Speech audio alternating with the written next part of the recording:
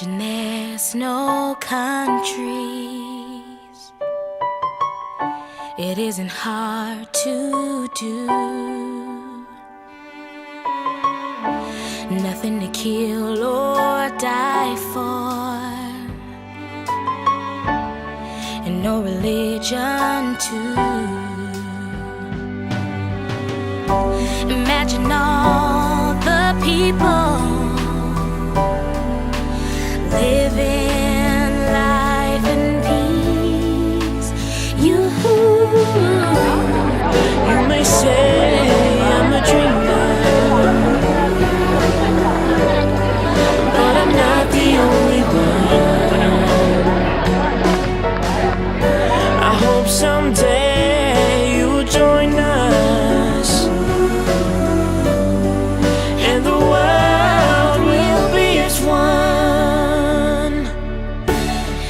Imagine no possessions.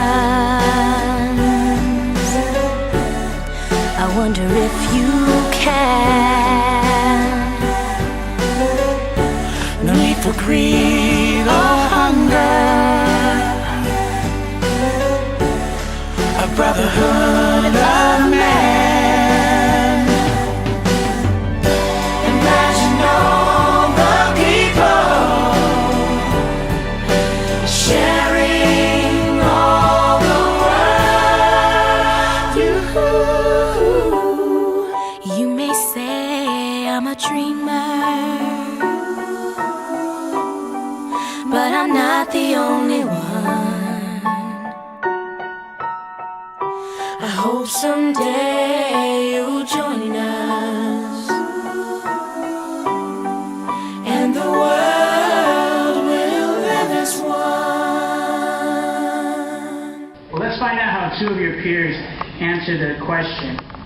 Now with us we have Sister Summer Castorina from the La Habra Beach congregation, and she serves as a regular pioneer. So Sister Castorina, who helped you learn the truth growing up? My mom helped me learn the truth growing up. And what did your mom do to help you? Well, even though she was a single mother with 2 small children, she always made sure she made the time to sit down and study the Bible with us on a weekly basis. She would always read the book of Bible stories with us, and we'd talk about the different Bible accounts. She also made sure we made it to every meeting and service as much as we could. She really set a good example for my sister and I. Oh, really good. Now, did you enjoy the study? No, to be honest, I didn't always enjoy sitting down and studying the Bible with my mom, but she never gave up on us. She always taught us to have good morals and a good Bible-trained conscience, and that really stuck with me throughout my life. When did you recognize the importance of the truth? Well, even though I didn't always enjoy sitting down and studying the Bible with my mom, I always felt like this was the truth. I always had this love for Jehovah that, especially knowing because he's always taken care of my family and I, and he's always been there for us. Great. And what helped you specifically to see the value of the truth?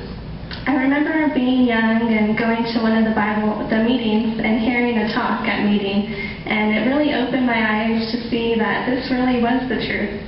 So when did you make the truth your own? When I was about 13, I decided that I was ready to dedicate my life to Jehovah. I knew that I wanted to serve him forever and live my life for him. So the next assembly, I got baptized. Great. And what factors contribute in you finding joy in doing God's will wholesome? Definitely maintaining my love for Jehovah through personal study, prayer, and then changing my circumstances at that time. What was that change in the circumstances? I decided to make an adjustment with my school, which allowed me to focus more on my worship to Jehovah. And did Jehovah bless you with that change? Definitely. The change brought me closer to him and it led me to start regular pioneering, which has brought me so much joy and happiness. Very good. Thank you, Sister Castorina.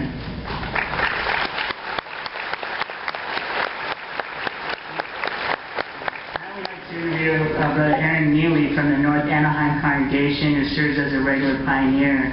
So Brother Neely, how did your parents help you learn the truth as a young one? Well, ever since I can remember, whenever I was faced with a difficult choice that I had to make, they would encourage me to look up articles that apply, look up Bible principles that applied, and then use those to make my decision. And do you have an example of that? Well, yes. When I was in high school, I was approached by the football coach, and he asked me to play football. Naturally, being a teenager and being as big as I am, I wanted to go play football. However, I did my research, I looked at the Bible principles, specifically those on association, and I decided to decline his offer. Great. And when did you see the importance of being in the truth?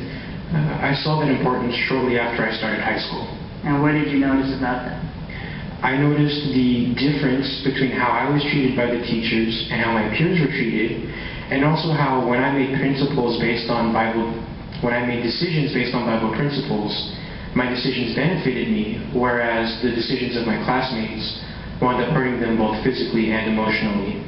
Oh. And what privilege have you enjoyed serving Jehovah?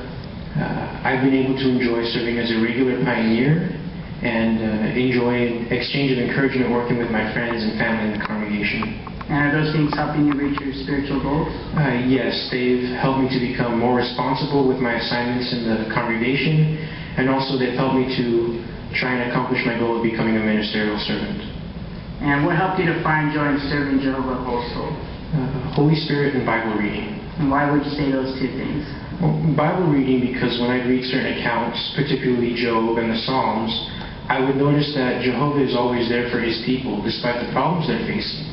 And Holy Spirit, because when I would get discouraged trying to balance going out in service and schoolwork and personal time, I would eventually get so discouraged that I felt like giving something up. However, after praying for Holy Spirit and feeling how it would benefit me and bring me joy, I was able to continue pioneering, and also I was able to completely agree with the psalmist at Psalm 144:15, where it says, "Happy are those whose God is Jehovah."